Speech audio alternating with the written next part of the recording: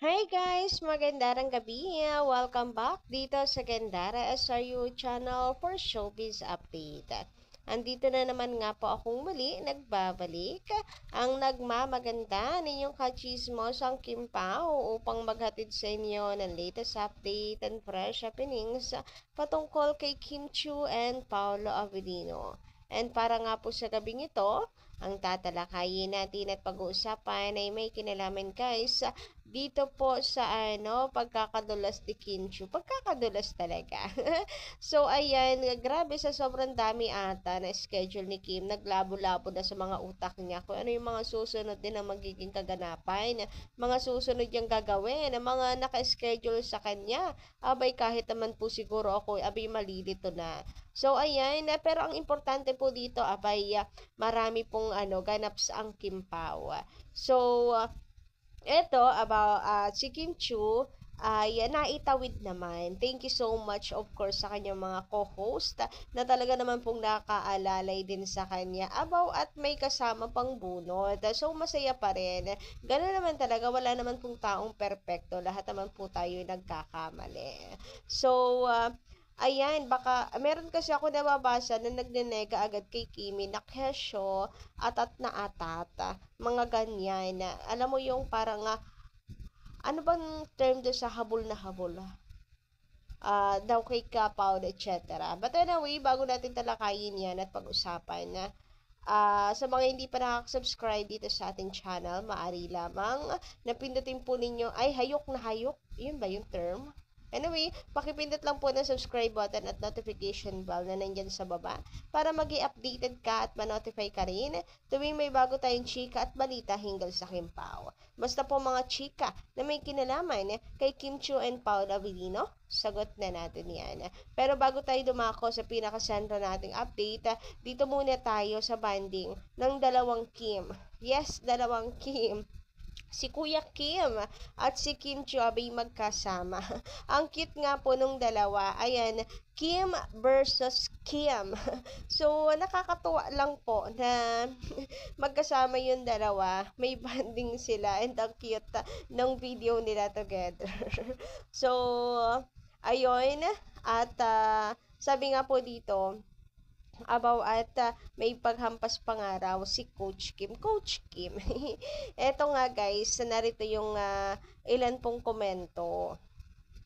So, sabi po dito, ayan na, ay kay Kuya Kim pala muna tayo. Extra push from the other Kim today. So, eto, strict ng coach. Nang hampas pa. Love trip talaga, guys.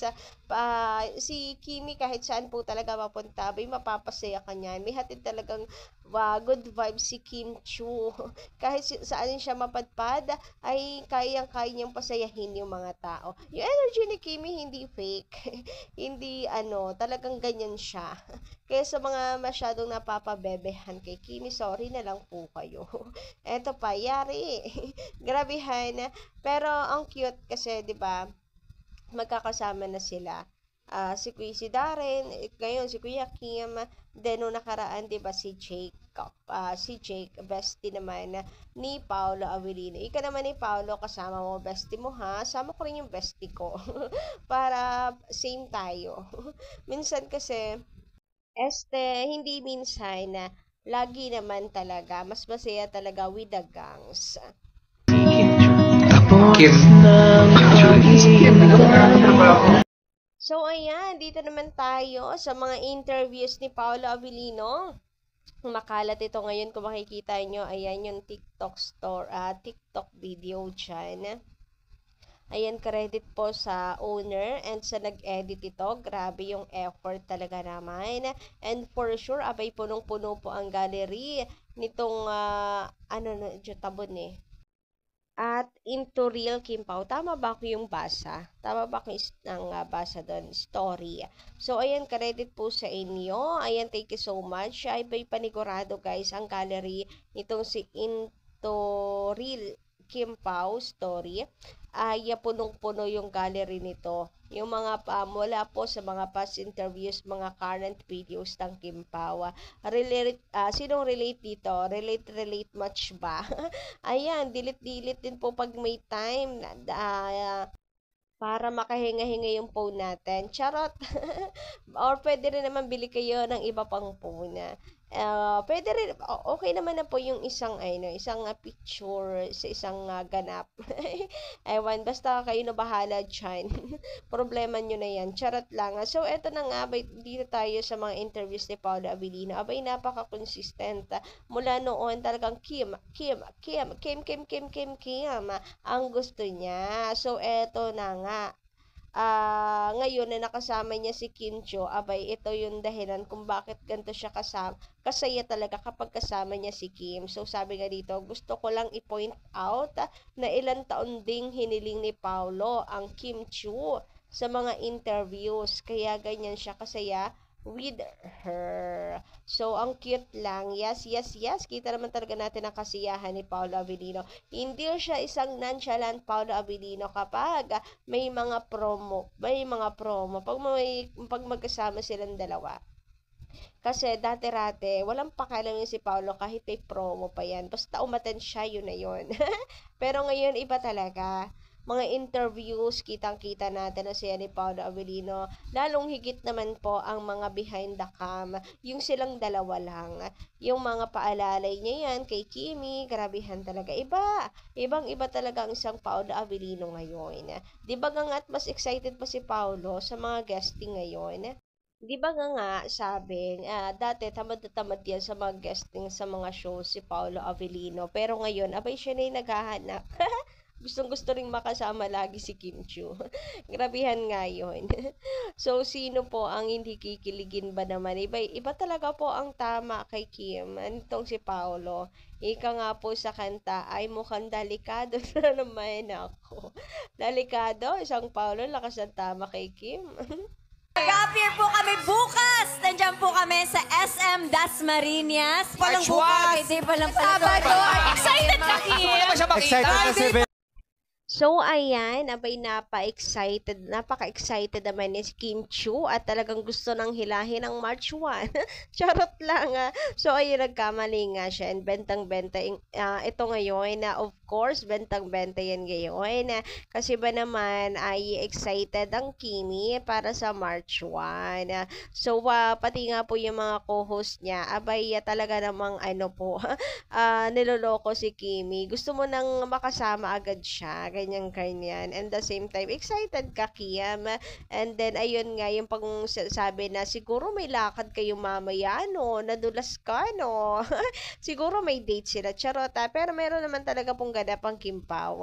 Ito nga, yung sa Chowking, di ba, yung nabalita nga natin kanina. But anyway, meron naman pong concerned kay Kim Chiu dahil parang nasobrahan na daw ata ng hulog si Kimi. So, natatakot na baka mamaya ay malunod talaga si Kim Chiu sa mga feelings niya ngayon. So, eto, sabi dito.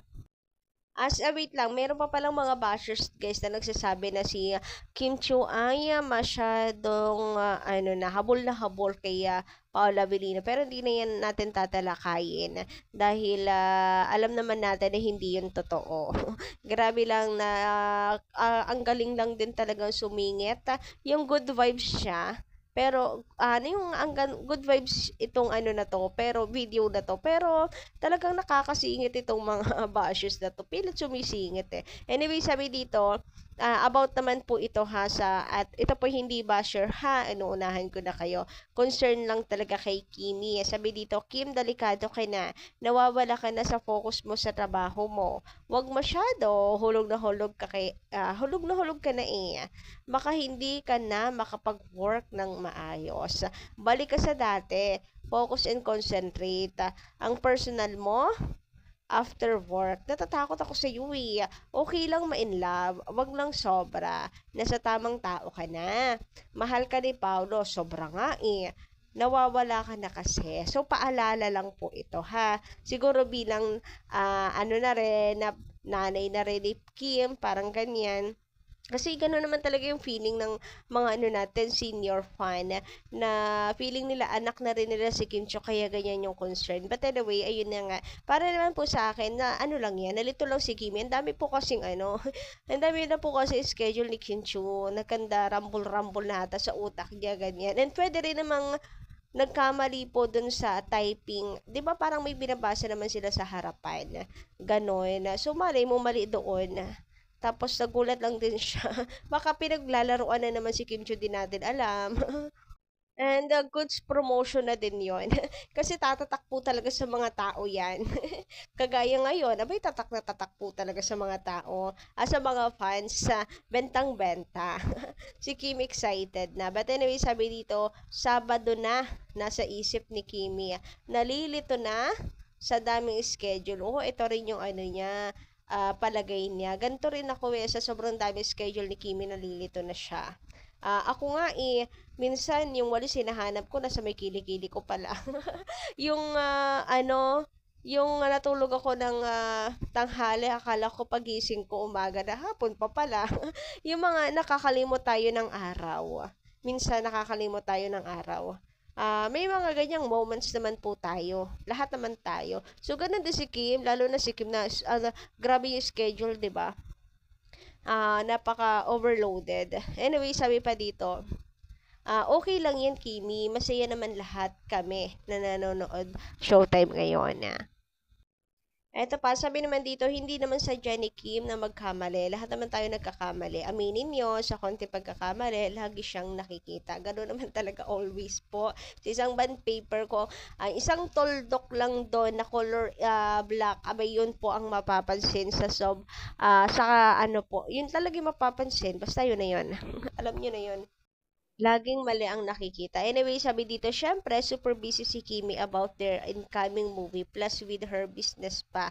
Kaya normal lang na mame-mental block siya. Kasi nga, tao lang din siya. Lahat naman tayo nagkakamali. Nobody's perfect.